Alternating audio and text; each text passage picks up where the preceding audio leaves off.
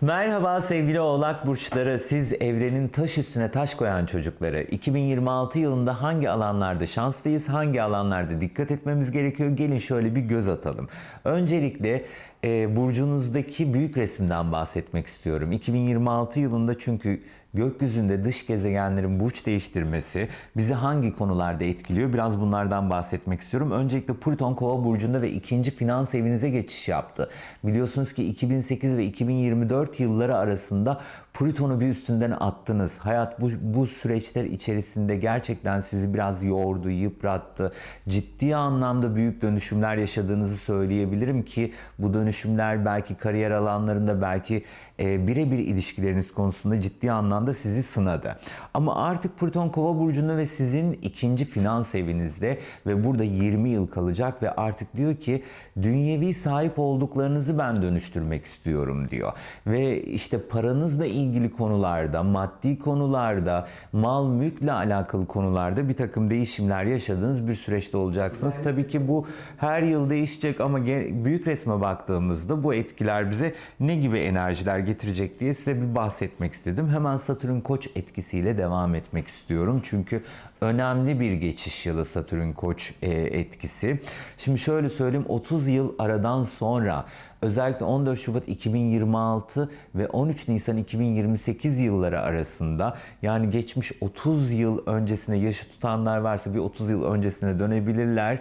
Dördüncü ev konuları burada ön plana çıktığı için ev, aile, yuva, yerleşim yerini ilgilendiren konular, köklerimizi ilgilendiren konularda neyi sağlamlaştırmamız gerekiyor? Ne gibi sorumluluklar ele almamız gerekiyor? İşte bunu yaşı tutanlar aslında oradan bir algılayabilir. Ama yaşı tutmayanlar için de şunu söyleyebilirim ki köklerinizi sağlamlaştırdığınız bambaşka bir döngü başlıyor.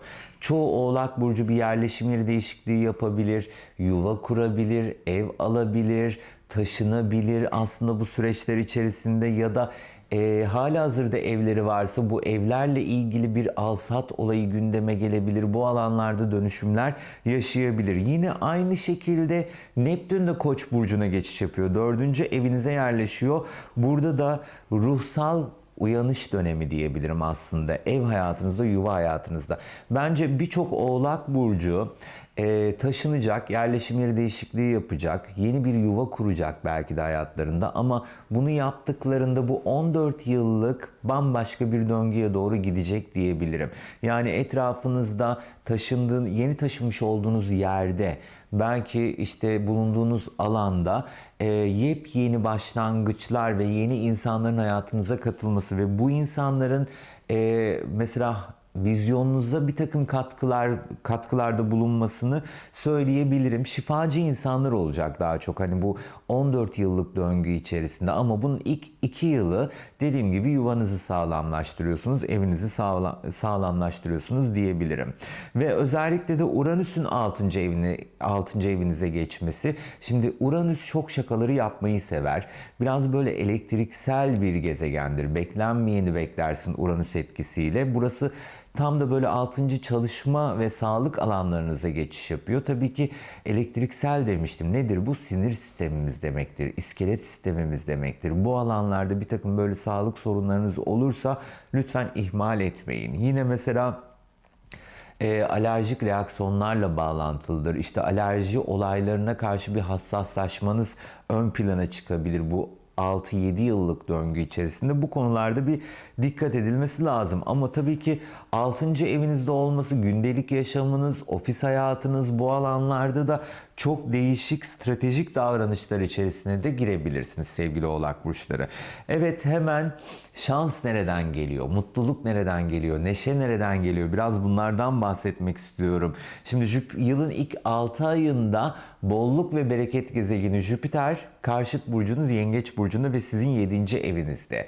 Aslında ikili ilişkiler, aşk ilişkileri, evlilikle alakalı konular, Ortaklaşa iş projeleri, hak, hukuk, adaletle ilgili konularda yılın ilk 6 ayında çok ama çok şanslısınız. Bunu belirteyim. Çünkü Jüpiter desteğiniz var burada. Size diyor ki sevgide, aşkta, şansta büyüme yaşadığınız bambaşka bir döngü var diyor. Halihazırda bir ilişkiniz varsa bu ilişkiyi geleceğe taşımak, evlenmek, yuva kurmak gibi durumlar ya da bir ilişkim yok diyorsanız kesinlikle bir ilişkinizin hayatınıza girmesi ve bu ilişkinizin ayaklarınızı yerden kesmesi gibi durumlar gündeme gelebilir. Ve ayrıca evliyseniz sevgili Oğlak burçları, bu süreçler içerisinde evliliğinizdeki o monotonluktan çıktığınız, çok keyifli enerjilerin ön plana çıktığı bir döngüde olacaksınız ve ortaklaşa iş projeleri içerisine girebilirsiniz ama bu iş daha çok böyle teknolojiyi ve dijitali ilgilendiren bir takım işler olabilir ve buradan farklı kazançlar elde etme ihtimaliniz olabilir. Yılın ikinci 6 ayına baktığımızda, yani Jüpiter Aslan dönemine baktığımızda özellikle 30 Haziran 2026 ve 26 Temmuz 2027 tarihleri arasında Jüpiter Aslan burcunda ve sizlerin 8. evinde. Gelsin paralar diyoruz. Bu süreçler içerisinde finansal konularda, maddi konularda hiç beklemediğiniz yerlerden maddi imkanlar elde etme ihtimaliniz var. Özellikle eşinizden, ortağınızdan, beraber çalışmış olduğunuz kişilerden, belki işte borsadan, spekülasyon kazançlardan, bu alanlardan, dijitalden mesela her yerden bir para enerjisi gelebilir. Yani bu 2026 ve 27 döngüsü bence maddi konuda bakın bir yengeçler bir oğlaklar diyebilirim. Bilginiz olsun, burada gerçekten büyük bir zenginlik sizi bekliyor diyebilirim. Lütfen paramızı güzel değerlendirelim, güzel yatırımlar yapalım. Çünkü tutulmalar da var. Bu tutulmalardan da bahsetmek istiyorum size. Tutulmalar da mesela hayatımızda kadersel enerjileri gündeme taşır. Şimdi 4 tane tutulmamız var 2026 yılı itibariyle. Bunların 2 tanesi kapanışları temsil ediyor, 2 tanesi de başlangıçları temsil ediyor. Şimdi 17 Şubat 2026. Kova burcunda bir güneş tutulması yaşayacağız, 28 derece ve ikinci finans evinizde. Burada diyor ki maddi konularda, finansal konularda hayatınızda yeni bir başlangıç yapacaksınız diyor. Yani şu ana kadar diyelim ki çalışıyorsunuz, paranızı alıyorsunuz, işte maaşınızı alıyorsunuz. Sadece böyle değil. Farklı alanlardan, farklı yerlerden kazançların da gündeme gelme ihtimali var bu tutulmayla birlikte ve bu tutulma önümüzde 6 aylık bir dönemi başlatıyor. Bilginiz olsun ve bu dönem içerisinde de çok güzel gelişmeler sizinle para konusunda. 3 Mart 2026 Başak Burcu'nda Ay tutulması. 9. evle alakalı konular. Özellikle de 2025 yılında zaten bunu ciddi anlamda deneyimlemiştiniz. Öyle söyleyeyim açıkçası. Şimdi uzak yerler, uzak seyahatler, yabancı kültürler, yabancı insanlar ama tabii ki Başak Burcu'ndaki Ay tutulması olunca uzaktaki akrabalar gibi düşünün. Ben bunu daha çok eşinizin akrabaları, babanızın akrabaları gibi düşünebilirsiniz diye söylüyorum aslında. Burayı ilgilendiren konularda bir dönüşümler yaşadınız aslında hayatınızda 2025 yılı itibariyle ve 2026 yılında da bunu bir kapanışa götürüyoruz. Ve hemen arkasından 12 Ağustos 2026 Aslan Burcu'nda güneş tutulması 8. evinizde ve Jüpiter'in de buradaki etkisi maddi konularda parıl parıl parladığımız bir döngüde paranız değişiyor, paranız bereketleniyor, bollaşıyor, öyle söyleyeyim, gümüşün altına dönüştüğü bir dönemdesiniz sevgili Oğlak burçları, haberiniz olsun. 28 Ağustos 2026 Balık burcunda ay tutulması. İşte ne demiştim? 2025 yılının devamının kapanışları bu tutulmada. Başak Balık aksındaki. Eminim birçok Oğlak burcu hani zirveye doğru giderken, yükselirken yakın çevresiyle olan ilişkilerinde biraz sınanmış olabilir. Kardeşler, kuzenler, akrabalar, uzak akrabalar, hem yakınımızdaki hem uzağımızdaki akrabalarla bağlantılı konularda biraz böyle sınanmalar ön plana çıkmış olabilir. İşte bunların kapanışları ön plana çıkıyor. Evet, Merkür retrolarına bakalım biraz da sevgili Oğlak burçları. Şimdi her yıl olduğu gibi bu yılda Merkür retroları var. Merkür biliyorsunuz ki yazma, çizme, konuşma, anlatma becerilerimizi ön plana çıkartır. Seyahatlerle bağlantılıdır. attığımız imzalarla alakalıdır ki yılın ilk Merkür Retrosu özellikle 26 Şubat 20 Mart tarihleri arasında Balık burcunda gerçekleşiyor ve sizlerin 3. evinde gerçekleşiyor. Biraz böyle kendinizi ifade ederken zorluklar ön plana çıkabilir. Kısa mesafeli yolculuklarla ilgili böyle ufak tefek sorunlar ortaya çıkabilir ve yakın çevrenizdeki insanlar, kardeşlerinizle olan ilişkilerinizde yanlış anlaşılmalara biraz açık bir süreçte olduğunuzu söyleyebilirim. Yılın ikinci Merkür Retrosu 29 Haziran ve 20 Temmuz tarihleri arasında Yengeç burcunda 7. evinizde gerçekleşecek. İkili ilişkiler, aşk ilişkileri konusunda ve ortaklaşa iş projeleri konusunda biraz böyle yanlış anlaşılmalara açık bir durumdayız ve atılacak imzalar konusunda dikkatli ve temkinli olmakta fayda var. Yani ortaklaşa bir iş projesine imza atacaksınız ya da resmi bir evrağa imza atacaksınız. Hukuksal anlamda diyelim, bu konularda dikkat etmemiz gerekiyor açıkçası. Ama en çok dikkat etmemiz gereken dönem yıl sonu. Burada hem Merkür Retromuz var hem Venüs Retromuz var, özellikle de Akrep Burcu'nda. Şimdi bu Akrep Burcu'ndaki Venüs Retrosu ve Merkür Retrosu sizlerin 11. evinde. Şöyle söyleyeyim, toplum ilişkileri konusunda biraz zorlandığımız bir döngüde olabiliriz. Mesela toplumda görüşmüş olduğumuz arkadaşlarımızla bağlantılı bir takım böyle gizli saklı sırların ortaya çıkması ya da ifşaların ortaya çıkması bizi oraya, mesela Oğlak burçlarını oraya doğru çekmeleri gibi düşünün. Bence bu süreçler içerisinde kimsenin ne aşk hayatına karışın ne de bir takım bazı gizli sırların içerisinde olmamaya özen gösterin aslına bakarsanız. Bu aynı şekilde çalıştığınız ortamda iş arkadaşlarıyla da bağlantılı olabilir.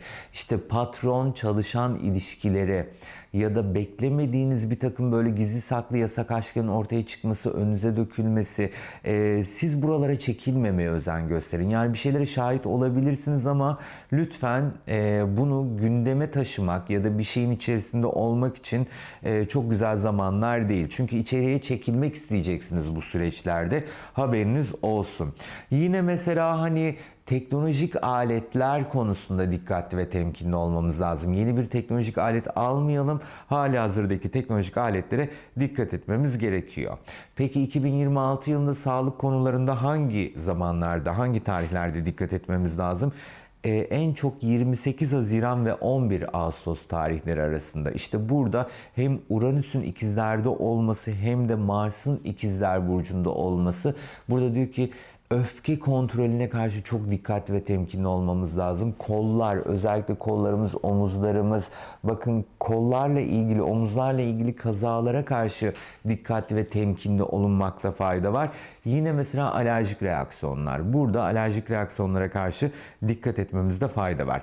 Kariyer ve finans konusunda bu yıl zaten muhteşem bir yıl ama en çok 18 Ocak 2026 Oğlak Burcu'ndaki yeni ayla birlikte parlamaya başlıyorsunuz sevgili Oğlak Burçları ve 14 Temmuz Yengeç Burcu'ndaki yeni ay. Burada yepyeni enerjilerin ön plana çıktığı, yeni projeleri gündeme getirmek adına çok böyle sağlam kalıcı adımlar attığımız bir dönemde olacağız. Para konusunda bence çok şanslısınız zaten ama en şanslı dönemler ne zaman? 17 Ocak 10 Şubat tarihleri arasında özellikle Venüs'ün Kova burcundan geçiş yaptığı dönemlerde gerçekten para konusunda çok böyle hayırlı kısmetlerin hayatımıza çekildiği bir dönemde olabiliriz.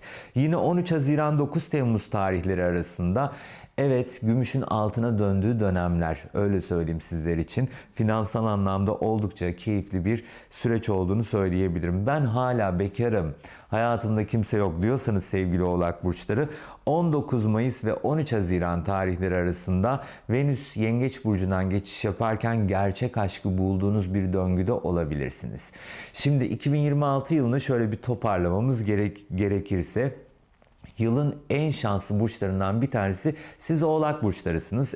Bunu belirteyim. Hem maddi konularda hem finansal konularda hem kariyer konusunda ve aşk konusunda. Ufak tefek aksaklıklara karşı dikkat etmemiz lazım. Onunla ilgili de ben tarihleri verdim zaten. Eğer ki bu videoyu beğendiyseniz 2026 yılında lütfen kanalıma abone olmayı, yorum bırakmayı, beğeni bırakmayı unutmayın. 2026 yılında yorumlarda buluşalım. Siz yazın, ben size cevap vereyim arkadaşlar bu videonun altında ve 2026 yılı hepimize mucizeler getirsin, şans ve fırsatlar getirsin. Mutlu seneler diliyorum.